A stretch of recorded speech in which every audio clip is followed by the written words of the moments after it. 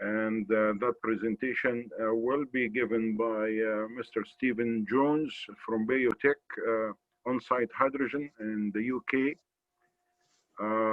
Steve is 15-year veteran of the hydrogen industry, having held positions in R&D, product manufacturing, system design, and business development, and having worked with both electrolysis and reformation technology. He's well positioned to discuss the industry. His presentation is titled Pathways to Low Cost, Low Carbon Hydrogen.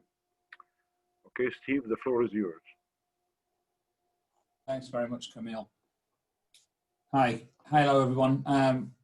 Thanks for coming online today. My name's Steve Jones. I work for a company called BayoTech. We make modular hydrogen generation units.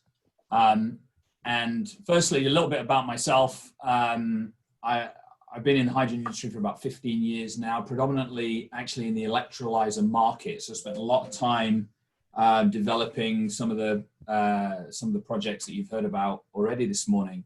But now I'm no longer in the electrolyzer market. That's not to say I don't believe in it. I do very much so. But I'm here to talk today about an alternative method of producing hydrogen using a more traditional technology that BayoTech produces. So BayoTech, just a little bit about the company to start with. Company's only about 5 years old, but utilizing a technology which is much older than that. The company's headquartered in Albuquerque, New Mexico.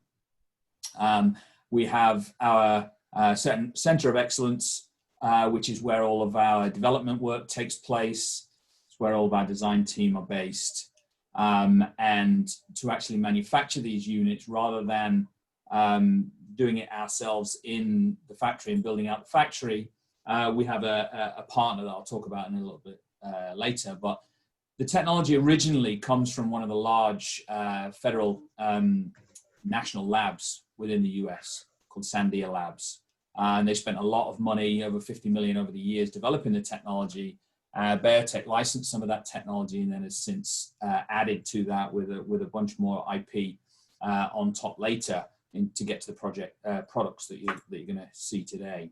I mentioned the manufacturing partner. Our partner is a company called Pesco.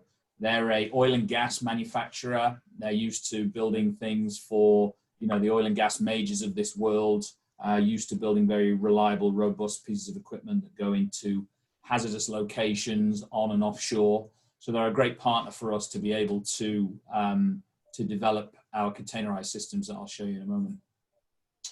But in a nutshell, what we do is we provide on-site hydrogen generation that's efficient and therefore low cost. They're based around a SMR technology, which is designed to work on gaseous feedstock, so either traditional gas or biomethane. The high efficiency result in a low total cost of ownership and therefore low emissions as well. And we also offer different types of purchasing, rental, and even a gas as a service model that I'll talk about later. Size-wise, we range from 200 kilos to 1,000 kilos a day. And then next year, we'll also be bringing out a 5-ton and a 10-ton per day module, but all based around the same proprietary technology. So really, I've split my talk today into 3 different areas. I'm going to talk about cost, carbon, and then availability. So the first one is cost. Obviously, we've talked a lot about cost. Everybody talks a lot about cost when we're talking about hydrogen. And, we're coming up against what is quite a difficult traditional fuel to try and better.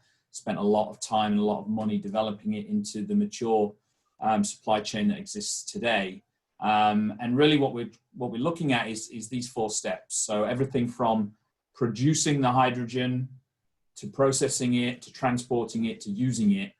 And obviously right now there are profits being made at each of those steps. And so you're getting the stacking profit effect, which is obviously adding towards the problems of trying to reduce cost in the hydrogen industry.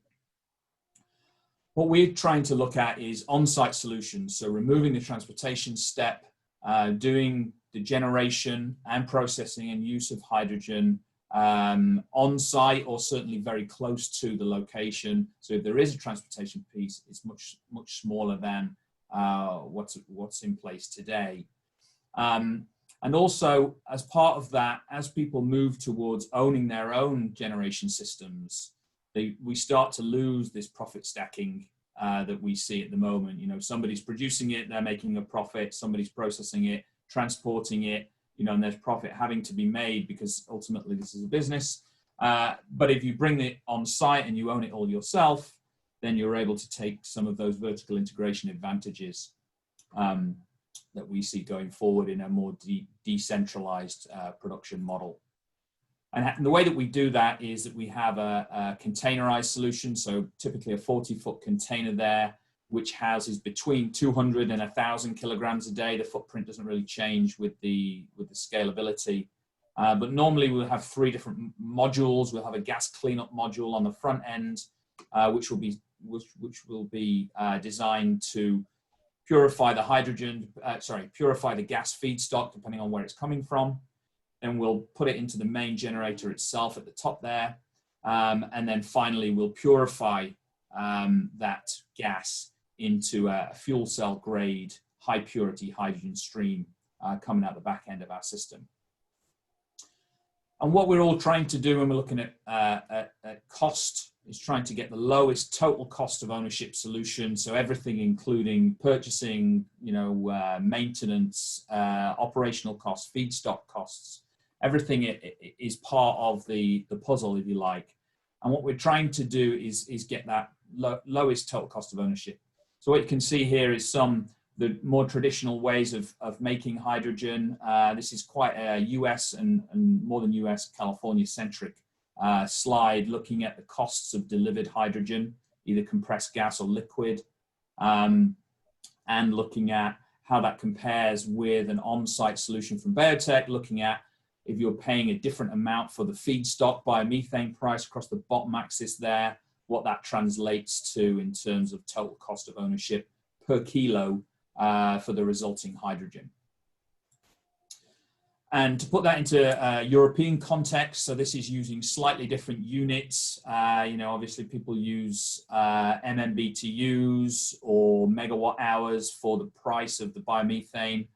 And the shaded box there is typically sort of traditional fossil fuel prices in Europe for, you know, a gallon equivalent of fossil fuel, and how that relates to the price of hydrogen.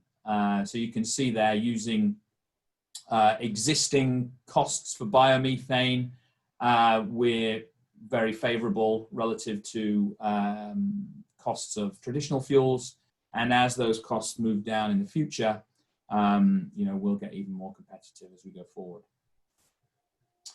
And what that means in certain areas, again, this is a California slide, but there are different areas around the world that have incentives around low carbon fuel. So this is using hydrogen as a transportation fuel in California. And you can see there that from the different types of producing the gas, and depending on what their carbon intensity is, which we'll talk about a little later, you can get quite significant credit revenues on the back end for deploying low carbon fuel in different marketplaces. So now I'm going to talk about carbon. So obviously it's a hot topic in hydrogen. Whenever anybody talks about hydrogen, almost in the same breath, they talk about carbon footprint and how it's the low carbon fuel of the future. And that's very important. Obviously, I've spent the majority of my career looking at hydrogen and how to reduce the carbon footprint associated with hydrogen. And, you know, all of the hype and talk about hydrogen at the moment is, you know, is grounded in the fact that hydrogen is very much a pathway to the fuel of the future, which is carbon free. So everybody's seen, you know, various types of diagrams that talk about the different colors of hydrogen, you know, and there's some that aren't on here, right? Black, brown, gray, green, blue. There's even turquoise hydrogen talked about. But in a nutshell, and how I like to think about it is grey hydrogen is hydrogen that increases net atmospheric CO2. So there's more CO2 in the atmosphere that stays in the atmosphere after you generate the hydrogen. And then low carbon or green hydrogen, whether it's green or blue or whatever, does not increase net atmospheric CO2. And you know, there are different ways that you can cut it and talk about the different types, but in general, you know, that's the kind of two areas that I like to think about when I'm talking about types of hydrogen. And at BayoTech, we think about it from a sustainability point of view of kind of four different sectors that we look at. Is trying to reduce transportation, right? So trying to reduce the amount of miles traveled or movement of the hydrogen once you've generated it, because obviously every mile that's moved with, you know, a traditional diesel truck or whatever it might be is introducing carbon. Efficiency, obviously the efficiency of production, you know, and whether this is our proprietary SMR technology or electrolyzers or however it's made, efficiency is always important to try and maximize the amount of hydrogen you make from the input energy. Biogas and biomethane. So for BayoTech, our feedstock is a gaseous one. And so decarbonizing the feedstock means talking about biogas and biomethane, just like an electrolyzer. Decarbonizing the feedstock means linking it to solar and wind. And also carbon capture. So when we talk about blue hydrogen, obviously that's hydrogen added with carbon capture. It's an emerging technology. There's a lot of money and energy being spent, and it's going to be a very important area as we move forward to make sure that any carbon that is emitted is captured and stored and isn't let into the environment. So this is a kind of traditional color chart that you will see for hydrogen. You'll see the green hydrogen at the top, renewable energy through electrolysis to make green hydrogen. You know, I spent the vast majority of my career in that value chain.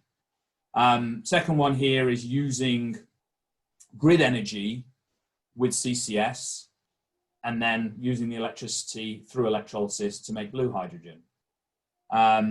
Third one is using natural gas, either with CCS to make blue hydrogen through a steam methane reformer, or without the CCS, where carbon dioxide is being emitted through to brown hydrogen. And at BayoTech, we're looking at a fourth option.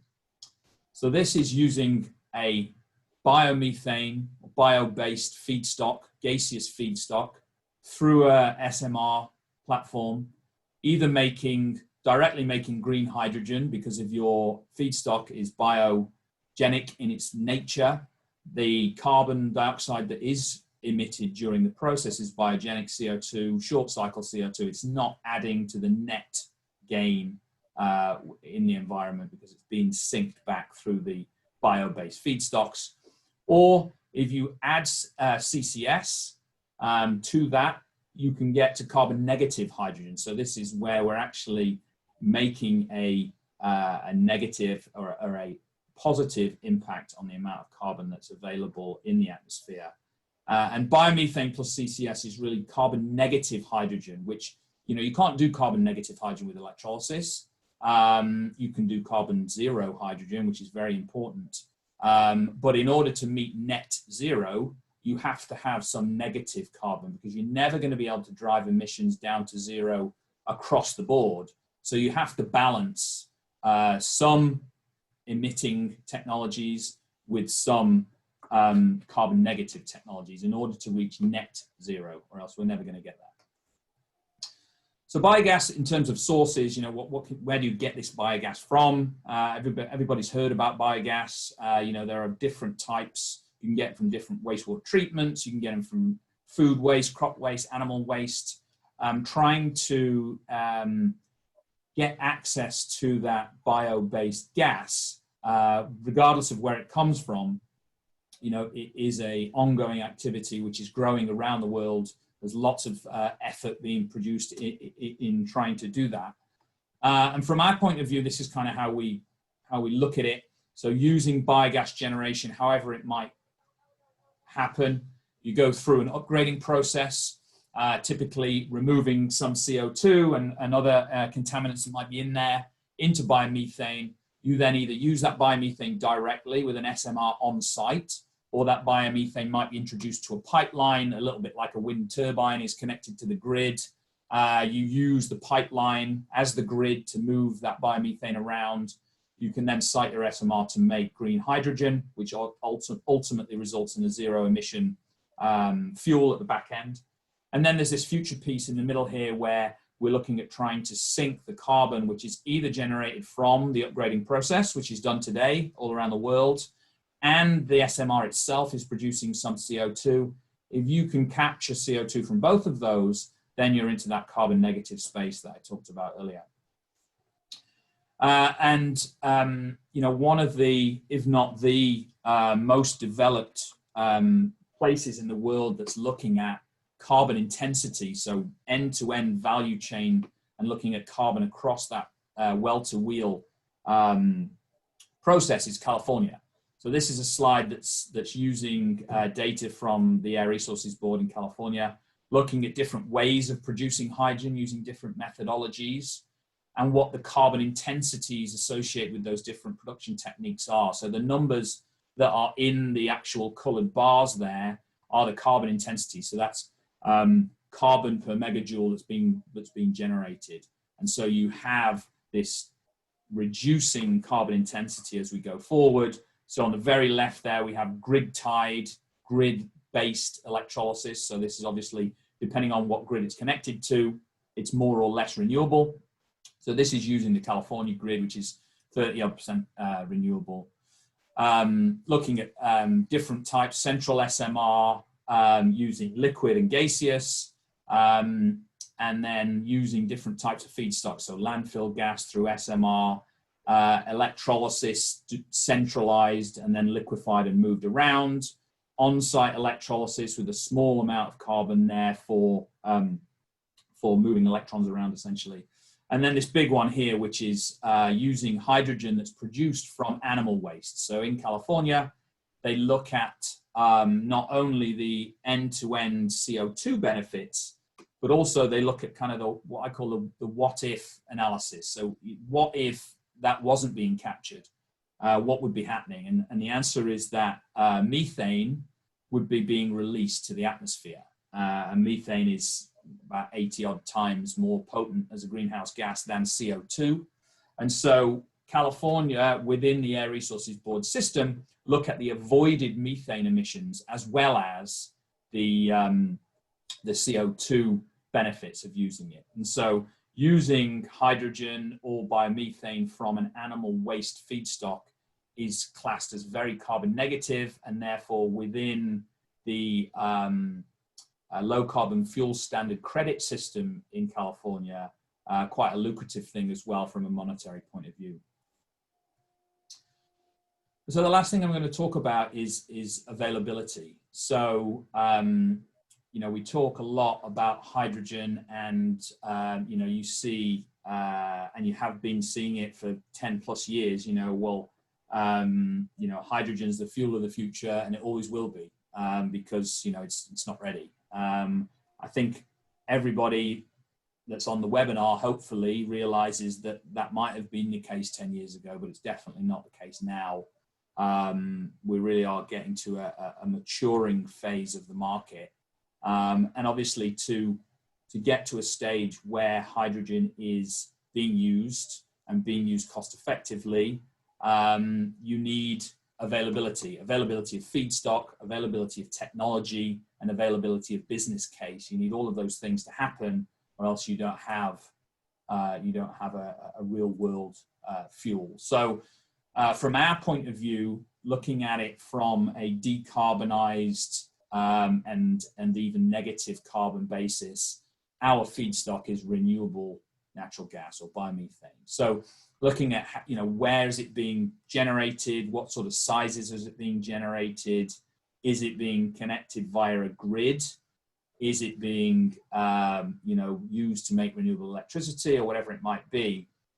There are lots of efforts underway around the world to try and understand where the sources of biomethane are, how they can best be captured, and then once they're captured, how they can most appropriately be used within the different settings that they're in. So, you know, a little bit, a couple of the speakers today have already said, you know, it's kind of a regional thing, right? So you need to try and do the most beneficial thing in the most beneficial location. And, you know, it's kind of tools in a tool belt, right? You need quite a few different tools to get us to net zero, and you need to be careful about when you use them and how you use them. So this is an example of projects in North America. This is Europe. So, you know, recently in Europe, over the last 2 years, the number of biogas plants in Europe has more than doubled. Over 700 plants now scattered around Europe. Germany, France, and the UK are the top 3 countries. There's lots of energy, you know, terawatt hours of energy, and that's set to grow exponentially, a little bit like the availability of low carbon electricity for electrolysis is also due to grow exponentially over the next, you know, 10, 20 plus years. And as I said before, you know, biomethane is always going to be produced, right? We're always going to have waste. We're always going to have animals. We're always going to have crops. We're always going to produce waste. And so just left to its own devices, that waste will produce methane by its natural breakdown process. And methane is a very harmful greenhouse gas emission, much more harmful than CO2.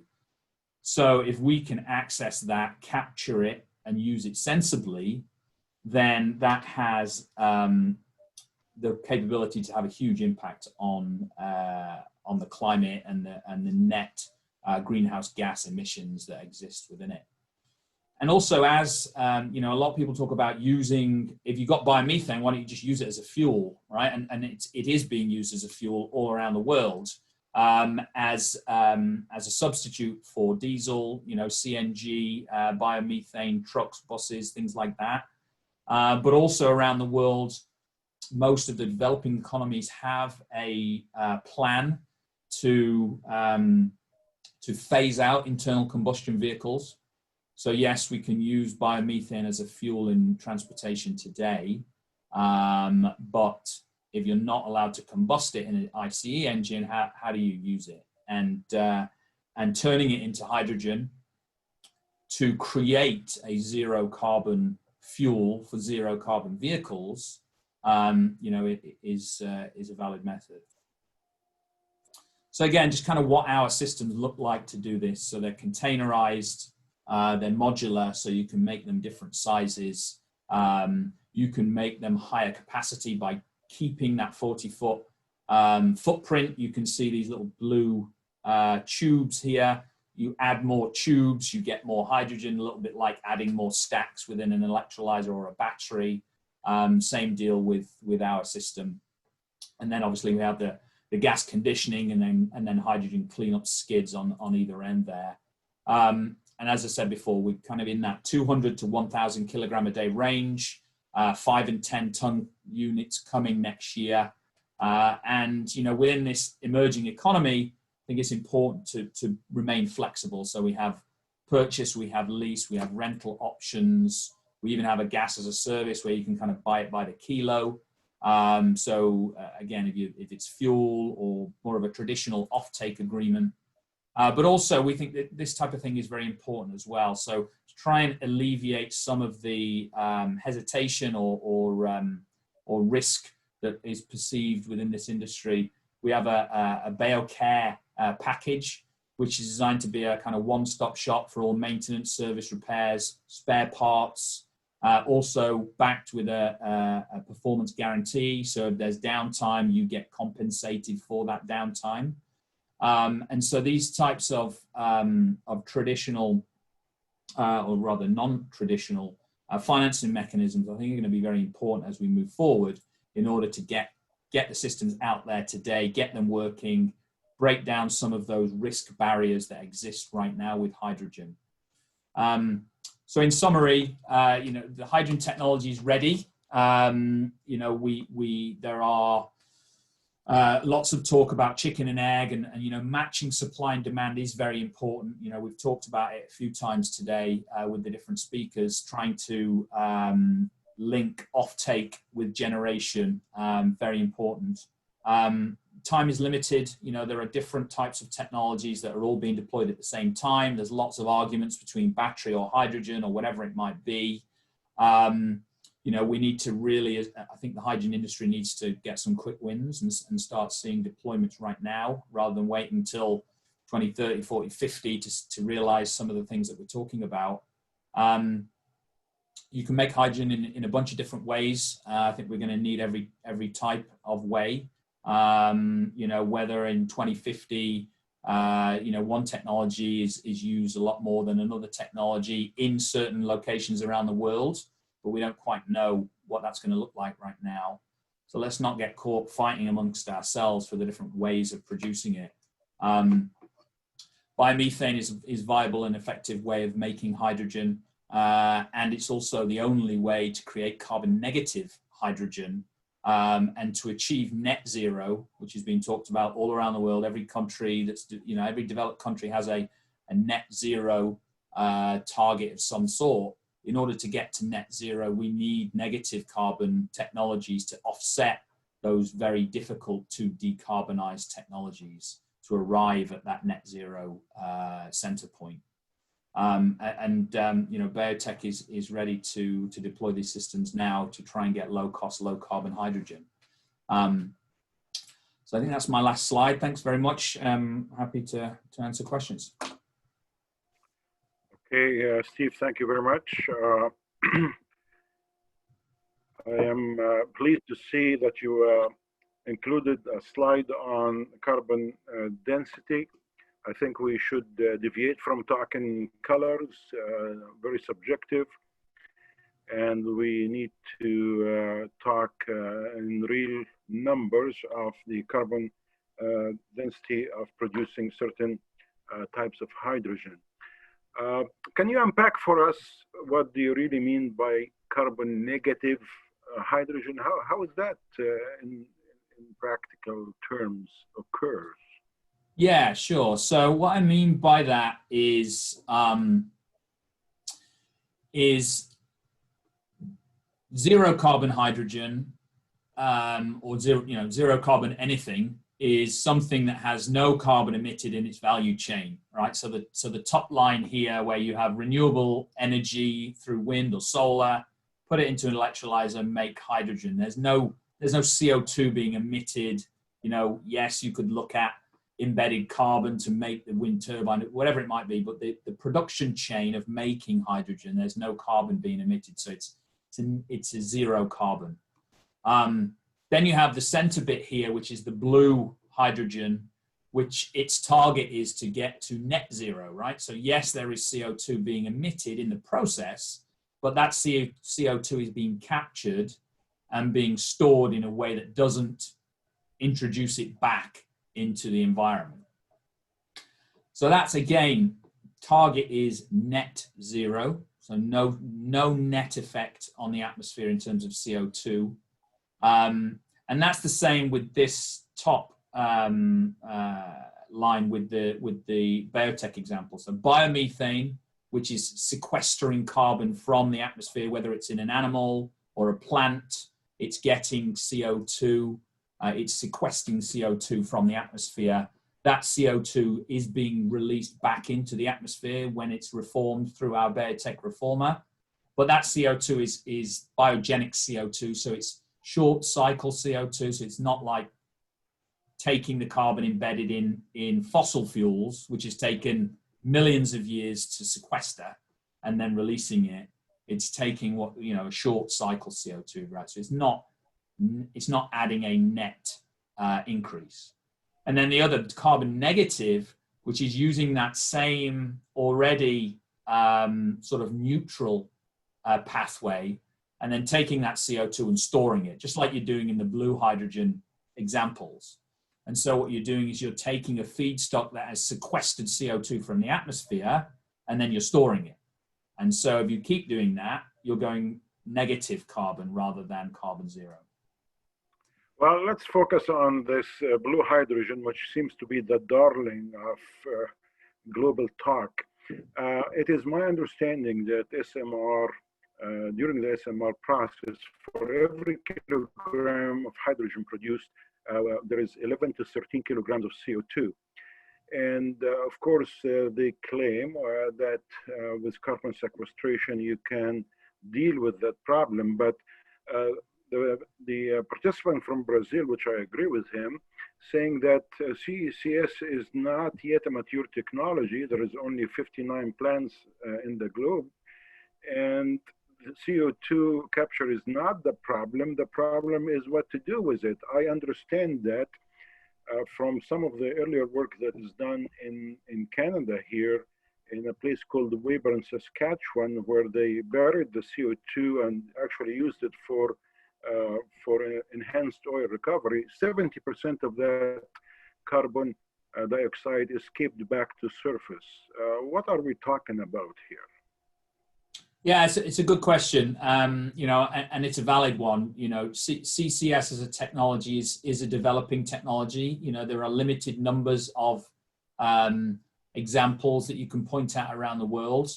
But, you know, as you said earlier, there's a lot of research, development, and money being looked at using large-scale CCS and using traditional storage, geologic storage that was used for natural gas or oil in the past, and using that to store CO2. You know, I think there's a lot of spotlight on leakage rates right now and how we can mitigate and avoid them. And I think, like with any technology, as it goes forward, we'll get better and better at it. The more scientists that are working on it and the more money that's being spent on it, the technology will improve.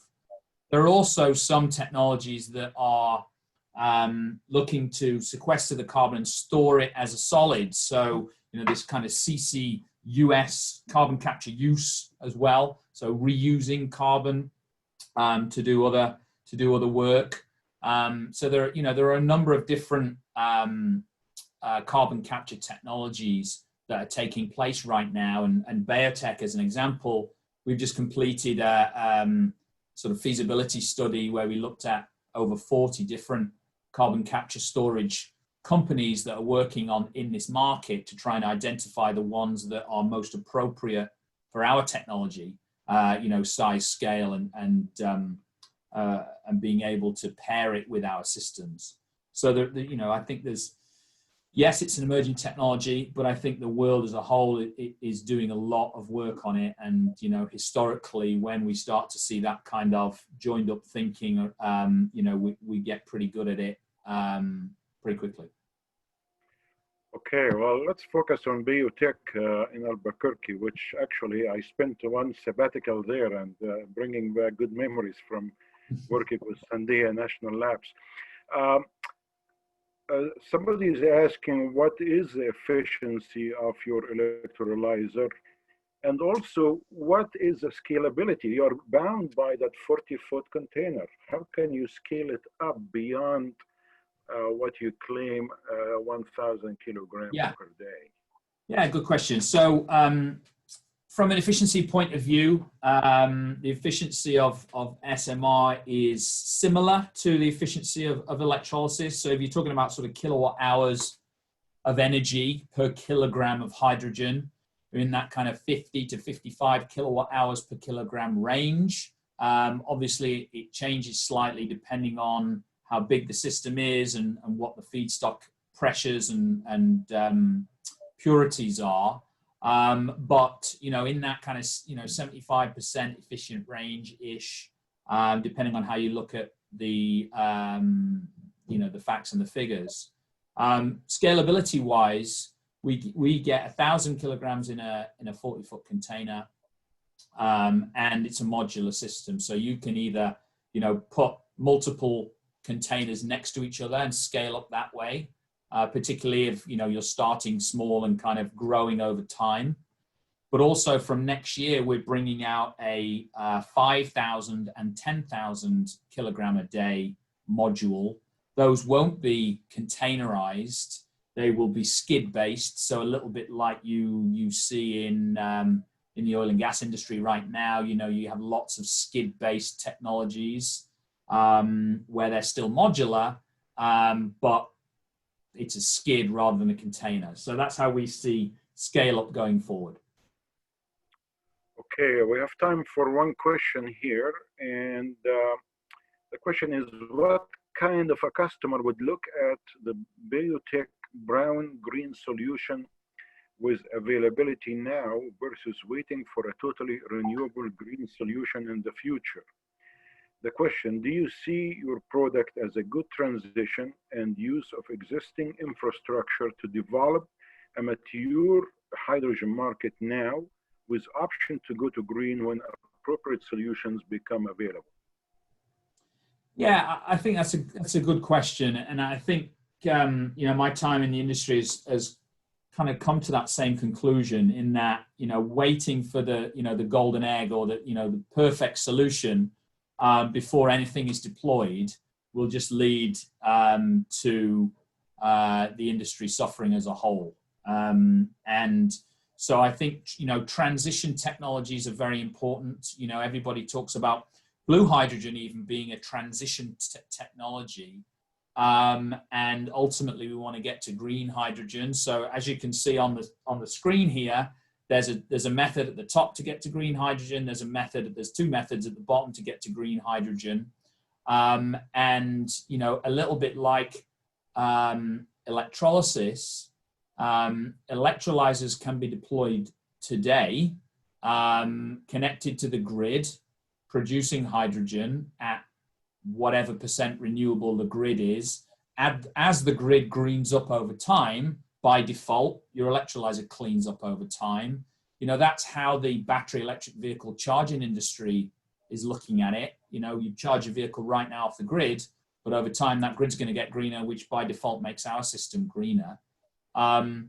Similar, you can put an electrolyzer and you can put it on a green tariff, which is you're buying electrons from a wind farm, even if it's a net bookkeeping exercise, because there's no guarantee that electron actually came from that wind turbine. Exactly the same thing can be done with an SMR. So you can connect it to the gas grid. You can use that as the gas grid gets greener over time. By default, your system gets greener. You can sign a biomethane tariff. Lots of areas are doing this around the world right now. You can sign up for green energy. And so again, a bit like the electrolyzer example, it's a bookkeeping exercise. Molecules are going into the pipeline at one site, being taken out at the other site, and those are being tracked via a credit mechanism. So you can do that, and that allows you to green up over time. And so, I think there are multiple ways that you can do this, but I think waiting until you have, the perfect solution is a big mistake. Okay, Steve, thank you. I also would like to thank all the speakers from this morning session. Despite the fact that we started with half an hour credit, we are ending up on time, which shows great engagement from the participants. And I would like to thank those who sent questions and participated in the discussion.